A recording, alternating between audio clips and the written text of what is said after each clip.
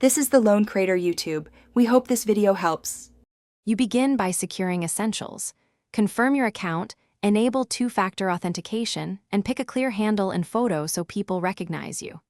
Once done, write a concise bio that states what you'll post and set a content goal, updates, links, or conversation. Make sure to link a website or contact method if needed. Now open the app, tap the Compose button, and draft your first short message focused on value. Avoid long threads at the start to build momentum. You should compose concise messages that deliver a single idea. Use the character limit strategically and include a clear call to action. When adding media, attach one image or short video to increase engagement and preview it so formatting looks right. Make sure to add relevant tags and links to provide context. After posting, actively engage.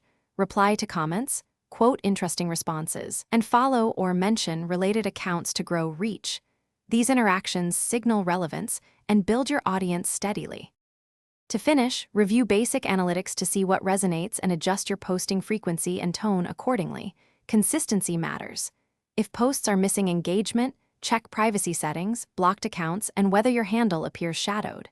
Make sure links and media comply with platform rules to avoid removal. If posting fails, re-authenticate the app, clear cache, and try again. Often a simple login refresh restores permissions.